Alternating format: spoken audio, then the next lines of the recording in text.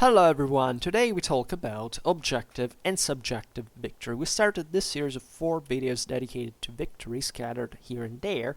Last time we have observed essentially the flexible, the malleable, the fluid value that victory assumes in itself because of the changing essentially of the political or social vision, as we'll see better today, of the same.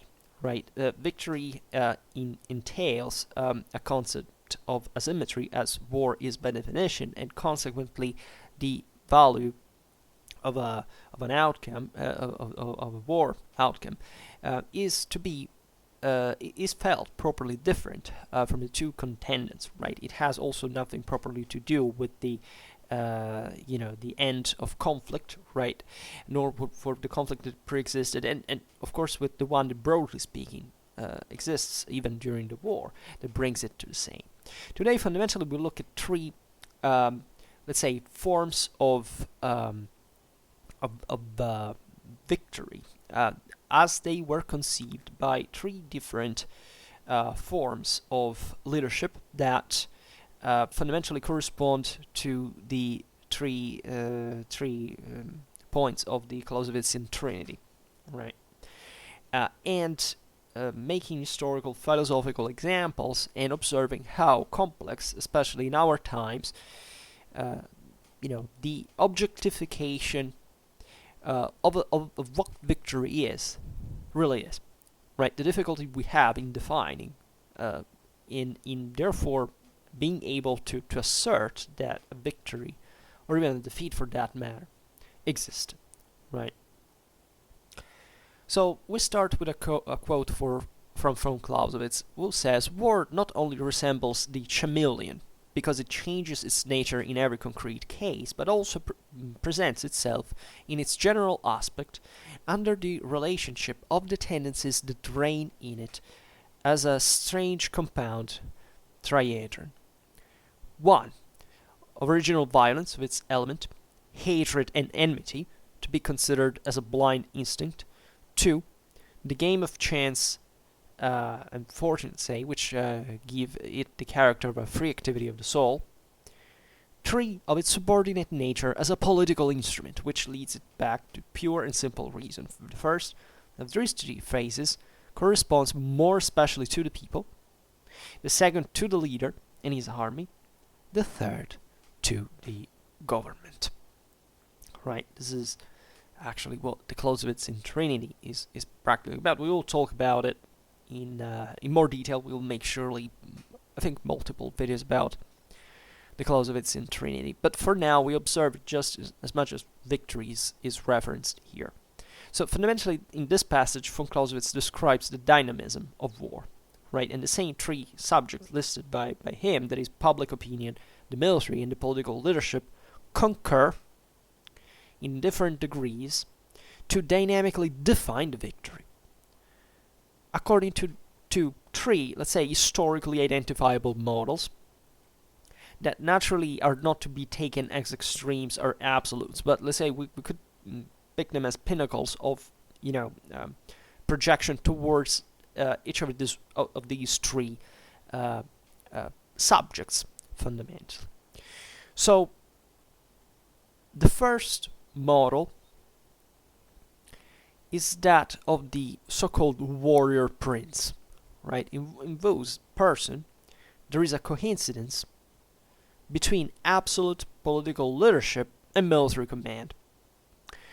This didn't quite ever exist, right? This cannot exist fundamentally, even in most absolutistic, and or totalitarian states. There's nothing like that. There's never been. Society doesn't work like that, right? But here there is a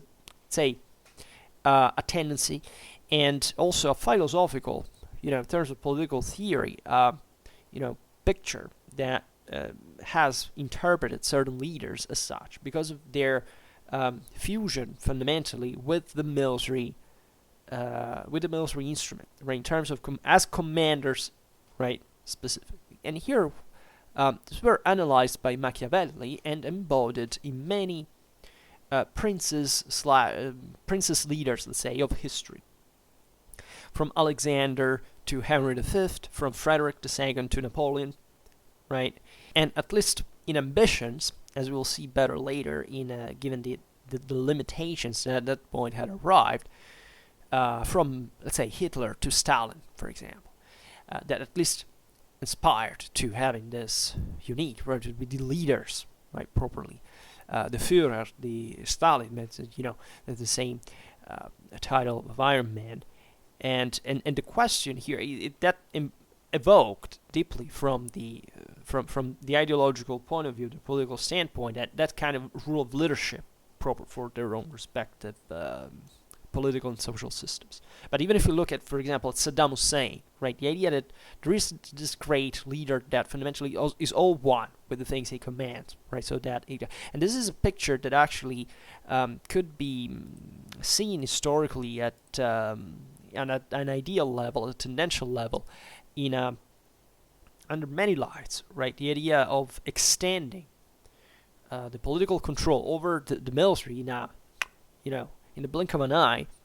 Well, that's a hell of a, if you think about the Janissaries that were considered like the adoptive sons of the Ottoman Sultan, right? Or think about the the Khagans, the oceanic rulers of the steppes that, just with a move of their head would make tens of thousands of horsemen swarming in perfectly orderly formations, right? So the tendency has been there, right? We can why do we make these examples? Because we can historically measure how much their capacities, or their ambitions at least, and more societies, human communities became complicated, and the least this was possible, that that path towards that direction actually succeeded, right? I mean, succeeded in the sense that progressed, right? But not that this can't reach the absolute form of war. And this is important also for understanding the Clausewitzian theory, because you understand that the more you tend towards total war, and the more theoretically these 3 points represent, these vertices representing the 3, the people, the military, and the government, fundamentally tend ideally to coincide. Right, so this is a triangle, and it shrinks to become a point. Right, and that point is absolute war that in the physical reality cannot exist. So it's not that von Clausewitz was a theorist of total war like the one of the Nazis. In fact, we're trying. The Nazi example is very good, right? Because do you want total war? 1943, they had already lost it, and they were trying to brainwash the people to convince them that they had a shot. And that's the thing. That's, you see there, the ideological tendency. Of course, reality mismatched completely the thing, but that was the inspiration, and that also makes you understand why they lost the war, because they didn't understand anything about Clausewitzian theory. That didn't say the other. Incidentally, the Soviets were winning it. That started von Clausewitz pretty damn, at least, as paradoxically, was communism mostly. Was more orthodox in the interpretation of the Clausewitzian theory in the end. And it's not a surprise there was even a Soviet Union, because literally Lenin won in a desperate situation in the Russian Civil War because he was a Clausewitzian, the most Clausewitzian perhaps of all the communist leaders, we could say. Not surprisingly, given the historical relevance he had, but this can be found everywhere, from Mao, or if you think everywhere. If you look at Cuba, right, this was a clear understanding, and it's kind of meaningful, by the way, that there are also shortcomings attached naturally to the communist formula that effectively failed. At the same time, but still important achievements, at least from a military point of view, were achieved because of that. But with shortcomings that are proper of every society, right? And that, at the end of the day, reward more or less you see, the Clausewitzian understanding is not a prescriptional thing. It's a descriptive thing, so that von Clausewitz doesn't, give you the magic formula to win wars. He tells you how wars are actually fought. So that it's mostly a matter of hierarchies and how much you're able, in fact, to create that synthesis of a rule of leadership. And it's not a surprise that, the Western Bloc, for example, prevailed.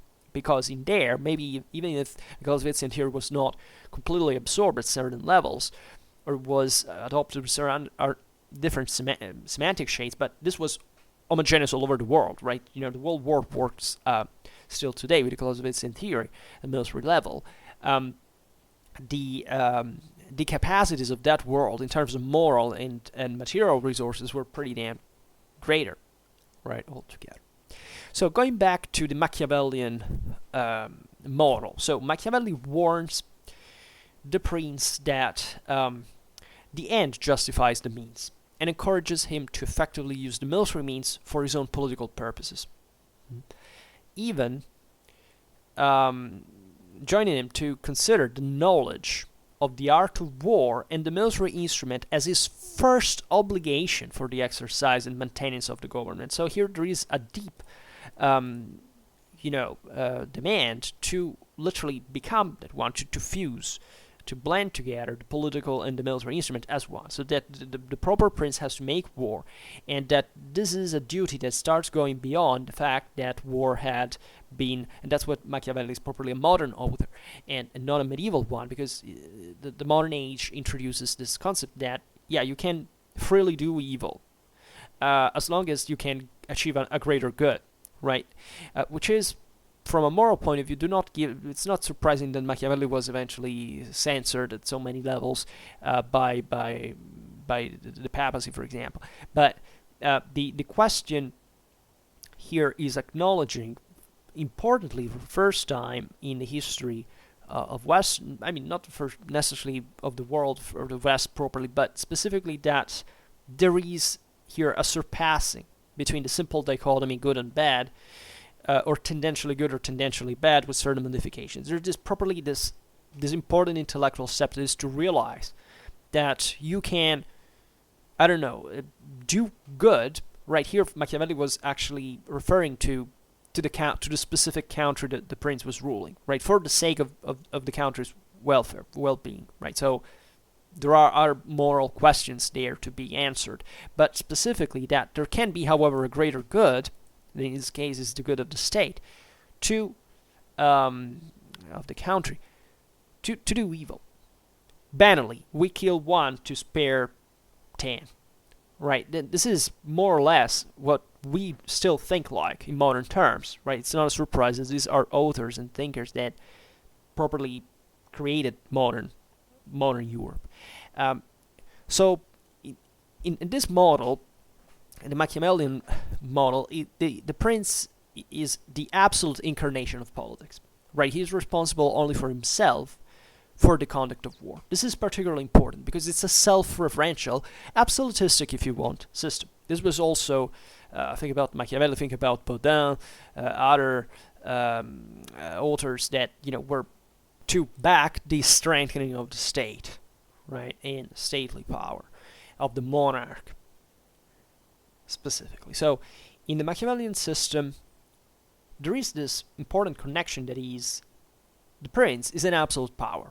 That's why we identify the first model in warrior prince, because here, according to this moral system, the prince is responsible solely in front of himself, right, of his actions. And actually more highly even of God, because this is not completely a stateless model, right? This is still the idea that there is a good and an evil, right? But still, for the sake of the state, the prince has to value this detached from the rest in a conceptual, in a theoretical sense. So aside from this, it's not completely important, but the important here about the objectivity and the subjectivity eventually of the employment of the military instrument and of course of its outcome, so defining victory or defeat. Let's say that the prince is responsible towards the rest of the world. I mean, the dialectic between politics and war takes place at a secondary level, like all autocratic political processes. So it is true that the defeated warrior prince puts his political authority in direct question, but if it is indisputable on the political level, then defeat also does not exist. Or rather, it is subjectivized in the person of the prince. This is interesting also just to think in terms of time. Think about Francis I of France, right? Think about the Battle of Pavia and the fact he was captured by the Imperials. What does he do? He's kept prisoner in Spain. He resolved the treaties. Charles V was actually very embarrassed because of it, because hell, capture. He would have been actually better off without having captured the Kingdom of France on the battlefield, right? And Charles V was kind of a romantic type, right? Actually, he probably, Francis was colder, was tougher, ruthless in a sense. They actually liked each other. They probably even get well along. They were at the head of the most important Christian states at the time, and they found themselves in this situation. And basically, Francis I managed to, through an enormous work of diplomacy, also, royal women were dramatically important in negotiations here. Right? That's an interesting history at some point we'll talk about. He manages basically to promise. He's a perfect Machiavellian prince in many ways. He manages to promise something to, for his release. He's released. He actually brings his sons as hostages for the emperor. And when he gets back to France, he does the complete opposite of what he had promised, because he said, he had, that was a promise made under, contracted in prison. He was not free and all this stuff. He resumes war, like nothing had happened, right? You see, in that mental attitude, that is not the one of a bastard, but actually one of the single most important and powerful rulers of the time, you have the acknowledgement that in this mode of things, it obviously has nothing to do with the fact of being, all one with the army, because, kings at the time, nobody in that matter ever had a full control of an army, full control of the people. However, behaved as if, the fate of France in that sense could be, simply freed from those promises, from that condition of inferiority, from the fact he had been captured, from the fact he had been defeated, and he had lost so much at that point after Pavia, and to subjectivize how whatever morals were involved in the process, right? So if, on the other hand, however, the warrior is defeated and the prince is so weakened that he can't be challenged, we will see the dissolution of the authority in which his power is based, and therefore his fall. So that, at the time, not all kings were so powerful, so lucky, or so capable as Francis I to actually, pull it off decently, given the what had happened. Very famous is his letter to his mother after the battle. I want to let you to inform that that everything is lost but honor, right? Because he had objectively fought to almost to the death, because he had been barely recognized just by the Landsknechts before he was actually captured in that slaughter of French cavalry that had occurred in the Mirabello Park. And in that sense, had he collapsed, had been wiped out. Of course, in France, everybody began to freak out, because France was still ruled by, at the end of the day, by these kind of important houses. Think about the Bourbon that had betrayed. Of course, a defeat like that was delegitimizing, in historical reality, Francis.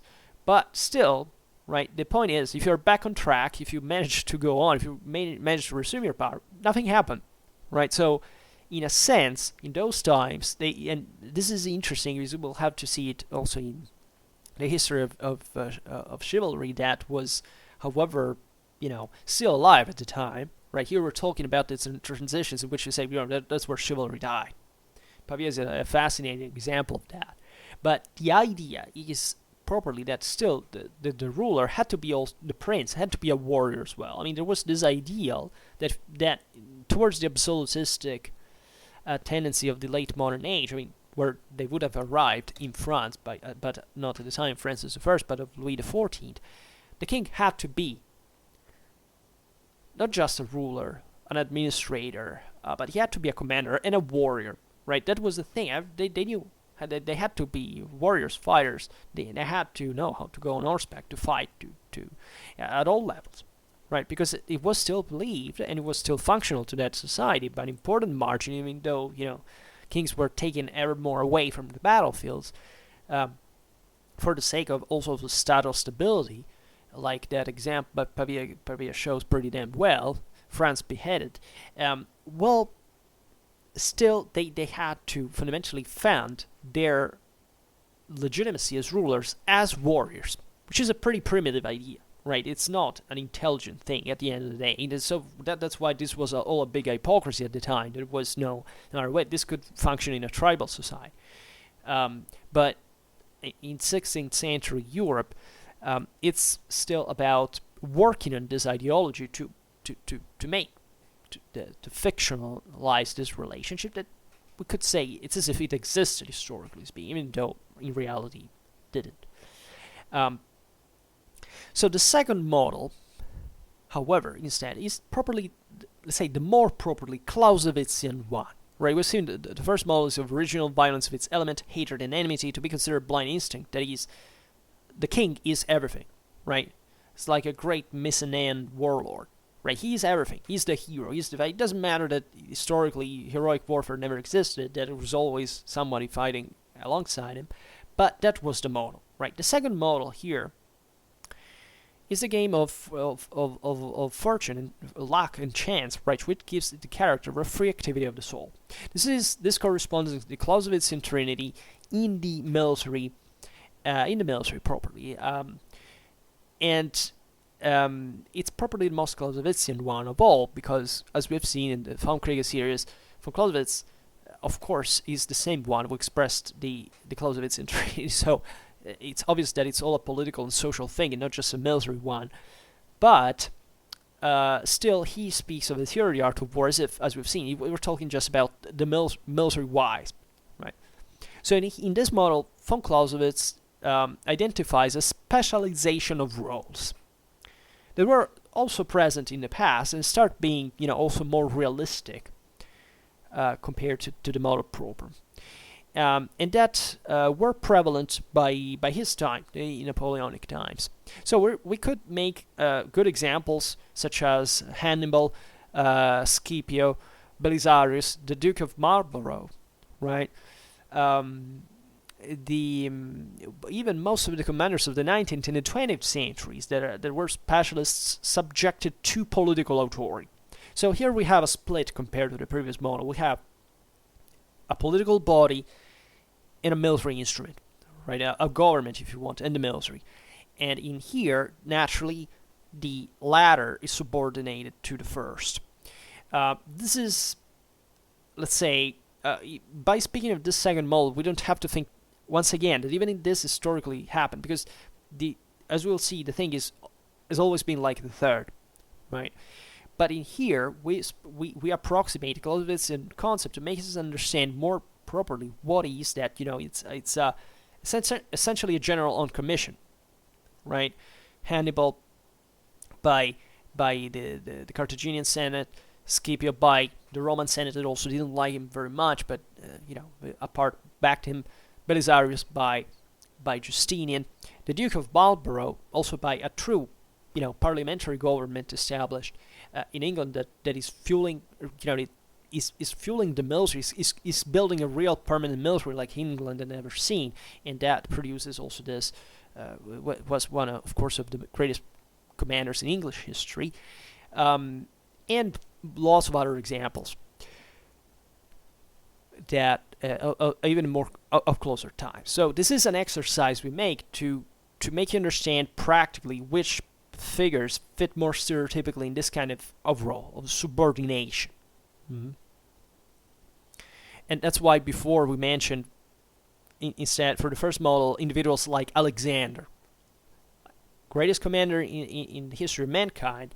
You have the embodiment in him of military glory itself. That's where all the peoples coming from, the rest, in Hellenistic times, the Romans, the Middle Ages, both the Christians and the Muslims, obsessed with Alexander, because Alexander was the greatest thing ever, and it was immediately known since the time, because he had conquered the world and made a synthesis of everything in true military command. Right, Henry V, right? Think about Azincourt, Frederick II. Saves Prussia from, was still a small state from these giants just because of military activity. Napoleon, that conquers Europe. Point. The other examples made before were naturally wishful thinking, like in terms of Hitler or Stalin. But you gotta admit that even in there, there was at least a kind of that was a world war, right? And at least in terms of ambitions, they had to conquer one another in the world entire. So, mm, speaking of the second model, there are interesting things to point out. So, this is an identification of specialized areas, right? Summarized in the aforementioned Clausewitzian maxim, that is, war is the continuation of politics by other means. So, highlighting actually just the relation between these two elements of the Clausewitzian trinity, that are important in here because properly stress the concept of command, right? I mean, the concept of victory, it's not just a matter of public opinion, as we'll see at the latter, but it's properly, someone wages it. So, even if somebody judges it later, is perceives it in a different way, subjectively, still there is someone who has done the freaking thing, right? There is been a government that has given a military mandate to someone, and and this eventually unfolded in some way. So, the most famous, the most quoted Clausewitzian maxim finds its justification historically in the expansion in this second model interpretation, the expansion of size of the armies and their their internal articulation, right? In the extension of the theaters of war and in the impossibility of dominating the entire development of military campaigns, right? So that, that was a game between Europeans. Alexander conquered the world, right?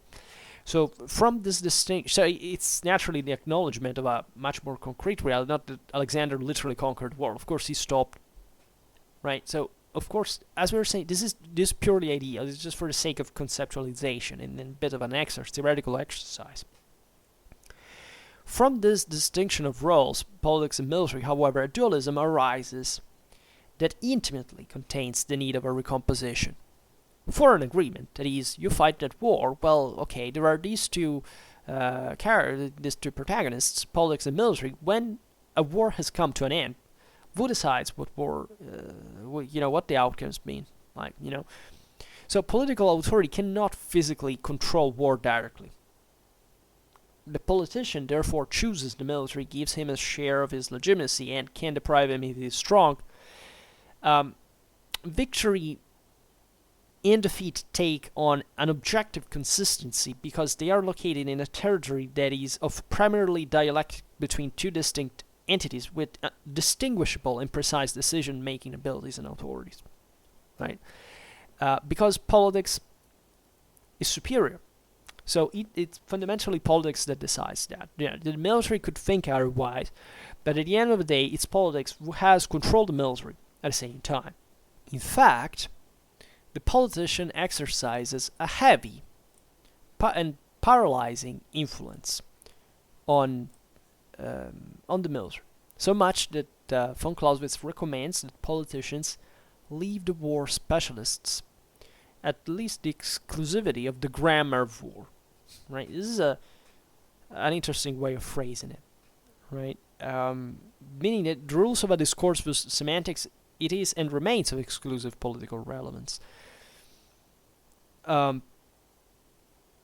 This is important, really, because we approach a more concrete vision of reality.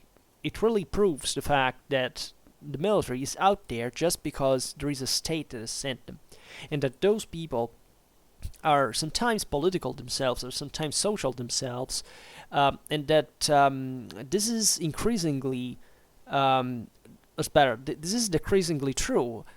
The greater the control of the state on the people, so on the army, so that that's the tendency we were spotting before towards absolute war, that however doesn't quite exist because there is no true absolute state at the end of the day, and still there are more complicated issues even just in the waging of war itself. But here we understand that the control of politics on the military is not, this is important for the understanding Clausewitzian theory altogether, is not properly something searched by politics as if the military had otherwise an autonomy. Right? Of course, there is a minimal autonomy of the military; it has to fight. But the question is, once again, who does provide the means for the military to be there in the first place? That cannot exist without the state. So, the Clausewitzian paradigm, if you ever want to, to argue against, you have to understand it in these terms, right? That it's properly impossible to have an army that doesn't stay on the battlefield for no reason. So that of course, politics leaves to the generals, to the specialists, just the grammar of war to be taken care of in terms of what strategy, which tactics, which naturally also, von Clausewitz says that every general, every commander-in-chief should be, more precisely, should be provided with this capacity to, to also be a politician in a certain sense, because if he really wants to achieve something on the field, and in this sense he's trusted also by the government, he has to be as if part of the government. The government does listen to the military. It's not that it's just, do whatever I tell you. No, they want to know, of course, what happens from the field. But still, it's proportionally speaking, there is no, it's obvious that the reasons why the military stays there are overwhelmingly connected, at least to politics, and of course to society at the same time. So in this dialectic quality, the second model, we could say that timing and the magnitude of victory are identifiable, right? And identified without functionally identify the dependent variable, right? The necessary means of war to be entrusted to the military, right? Two sides of a triangle, and its area that is that determine the unknown side, right? You change what the dimension of the sides of respectively the military and the politics, and then you obtain the third one that is directly correspondent to the same, to those two variables. This is the wishful thinking of of course, of a reality that identifies just the political problem and the military one.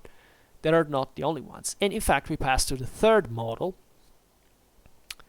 That is probably, as we were saying, of its subordinate nature, as a subordinate nature as a political instrument, which leads it back to pure and simple reason, right? So, the third model,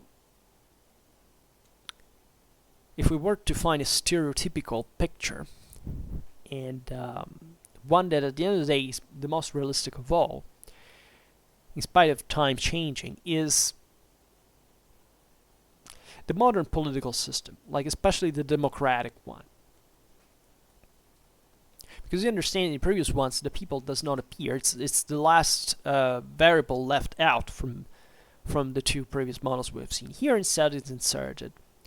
And here, therefore, we have when at least one other actor, that is public opinion, but possibly also others. There can be other governments or other public opinions, right? So we live in a world. It's not, we are isolated. There's not a state suspended somewhere like doing all on its own, and that's why reality matters, just in case you didn't notice, is inserted in the dialectic between politicians and the military personnel, right?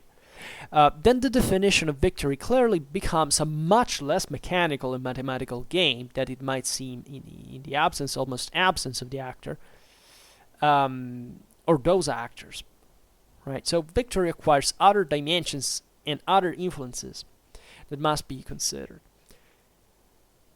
And it's always been like this, right? A shadow cast by a light that oscillates on an undulating plane changes constantly, right? Although the shape that generates the shadow always remains the same. So, in other words, we can know the shape in theory, but what should interest us instead, and Plato would probably disagree in this, is the shadow projected on the plane, on the surface, and this, which never stops, right? It's we this is an interesting metaphor because it properly looks at the fact that even though war, I mean, here we're talking about interpretations, right? But reality does exist.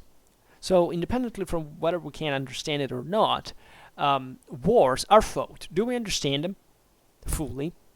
Like, can you understand Wally? I don't know. Pick the Vietnam War. Do you think that there is a person in the world that has, that actually understand, But anyway, it can be even like a war we know a word about from an ancient source. Do you think we understand that? You think there is a person that cognitively understands what a war's been like, to reconstruct it historically, to know everything about it? It doesn't exist. Nobody can do it. No historian knows what history has been about. We don't, and I am one. So I tell you, we don't, and nobody does.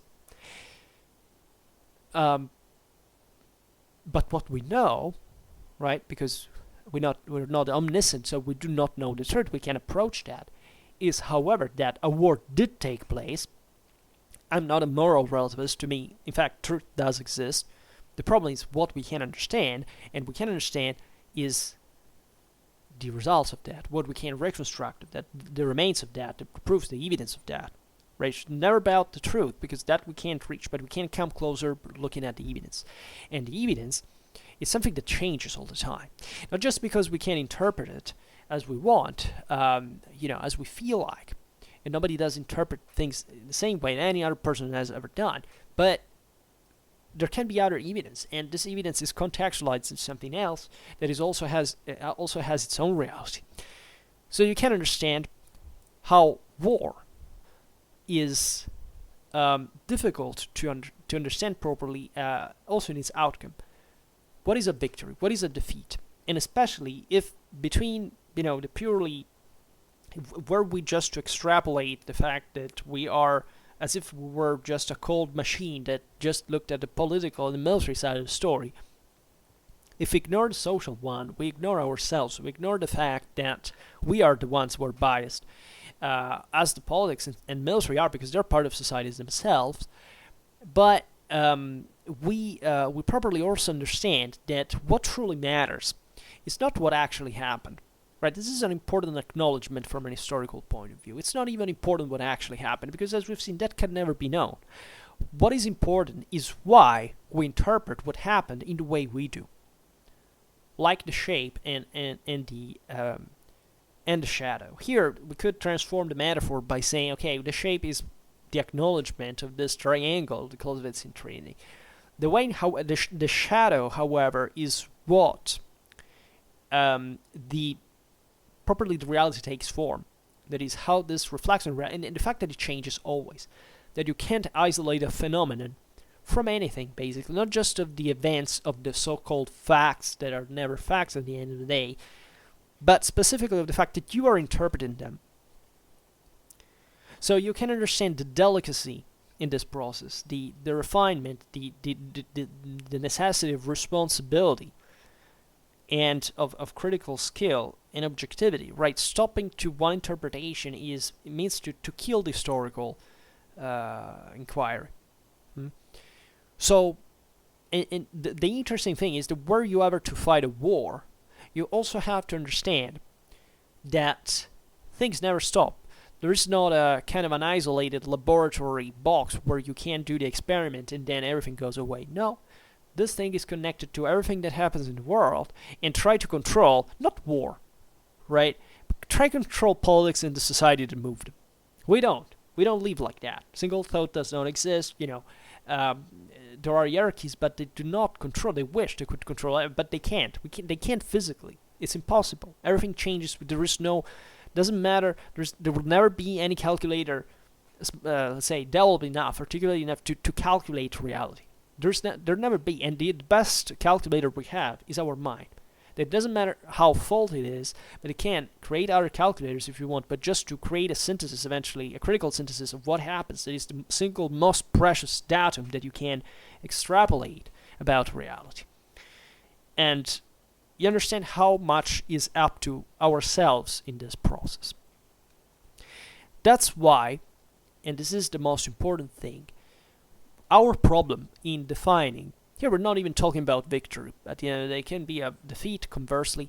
but properly, whatever thing we study and how we interpret it, right?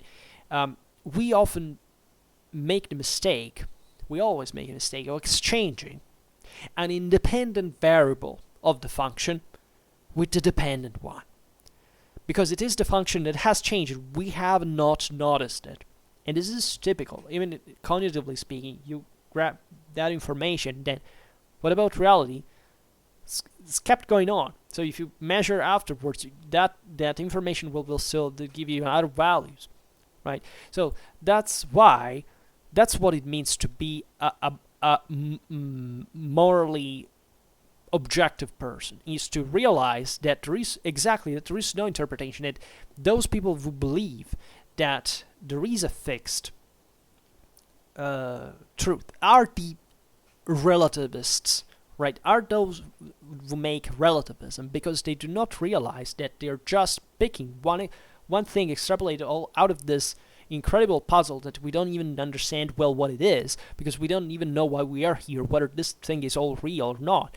But just say, okay, since for whatever reason, I decided this was that, right? I can interpret things as I like, right?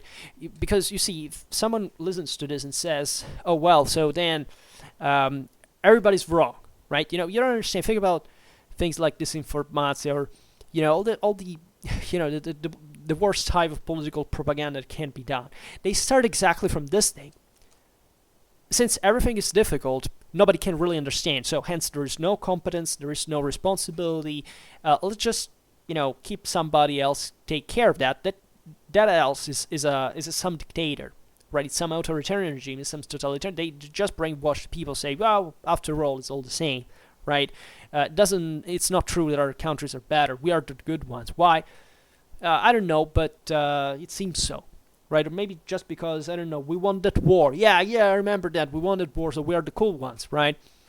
And that means to be morally relativistic, because properly you do not understand that in order to understand that war, just it plus all the rest you can understand about reality, you don't even make the effort to try to understand it.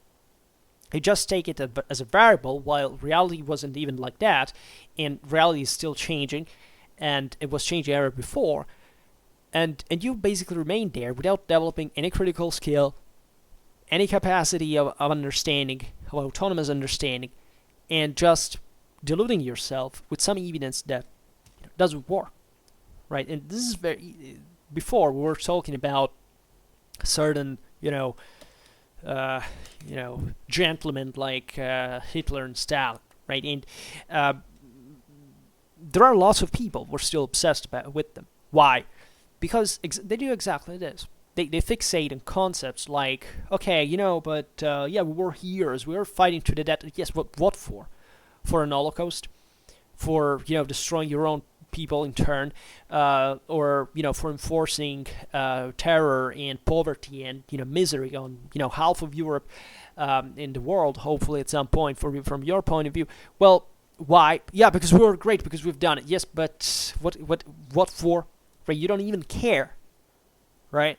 So this has nothing to do with flipping reality. Reality is already too complicated to even presume you can stop to that, right? And people who make a constant research and that spend a lifetime maybe trying to understand these things are the only ones that have kind of at least a better understanding, which is not better in relative terms, if not to reality, but it tends to be tends to be also in absolute, compared to a person that has never even read something about it, right? And that's how we cognitively work. That's how we build skyscrapers, how we make planes fly, and it is directly connected to that, because otherwise we'll remain in a world of misery. There still is, always be, but at least we can make a difference, right? And without being relativistic about it, so that somebody can exploit our naivety for actually really making it worse than it can be, right? So this is pretty much it. I hope next time we'll hopefully conclude with this series, but I think it's important to focus on this specific aspect of the military analysis, because it's always remembering what the Clausewitzian Trinity is about. It's always remembering the military dimension never stands alone. That being wargamistically obsessed about the details of an army and a uniform, or having just an opinion about generals and not knowing anything about maybe their political, social context broadly meant, right? Culture, religion, literature, language, whatever, is not being doesn't equate to being military competent. It means to basically haven't understood anything about it, right? And on this kind of iconoclastic note, I leave you, and I hope that you enjoyed this video. If you did, please share it. Otherwise, leave a like or subscribe to my channel if you're interested in my upcoming content. And for now, I thank you heartily for listening to me. I wish you a nice time and see you next time. Bye.